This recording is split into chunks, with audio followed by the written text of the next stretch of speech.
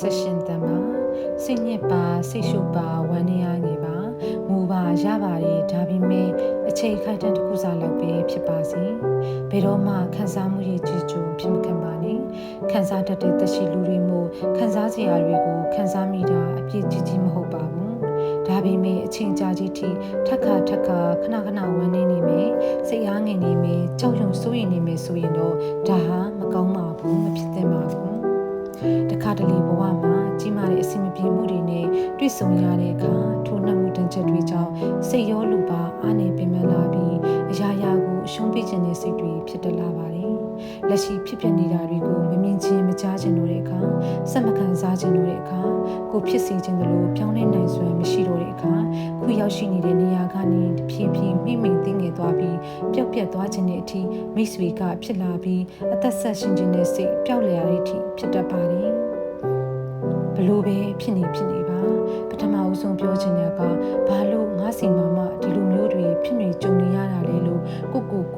ကံကိုဘဝကိုအပြစ်မတင်လိုက်ဖို့ပါဘယ်တော့မှကန်ဆိုးလိုက်တာလို့မတွေးလိုက်ပါနဲ့ဒီကဘာကြီးတစ်ခုလုံးမှာကိုထက်ဆိုးနေသူတွေအများကြီးရှိနေတယ်ဆိုတာသတိဝင်လိုက်ပါ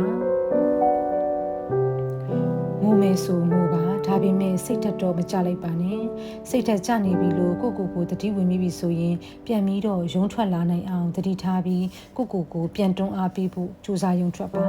ဘဝဆိုတာကြမလို့နဲ့အချင်းကိုရဲမြင်ပါတယ်ငယ်ဘဝမှာအချင်းကုန်တာနှိမ့်တဲ့လောက်အသက်ကြီးလာတာနဲ့များအချင်းကိုရဲမြင်လာပါတယ်ခုတော့ကျမတို့ခဏလေးလိုနဲ့ဒီအသက်အရွယ်ရောက်လာပြီမလားနောက်ထပ်ဘယ်နှစ်နှစ်များနေကြရအောင်ပါလဲရှင်ဘယ်လောက်ထိများကိုကျမ်းမာနေမှလဲဘယ်လောက်ထိများကိုလှုပ်ချင်တာတွေကိုလွတ်ခွင့်ရနေအောင်ပါလေရှင်မတိကြတဲ့ဘဝမှာတိကြနေတဲ့အချိန်လေးကိုအပူနေအောင်နေကြရအောင်လူဆိုတာအပူတော့မကင်းနိုင်ပါဘူးဒါပေမဲ့ကိုတက်နိုင်တဲ့လောက်တော့လှုပ်လို့ရပါတယ်ဥပမာကို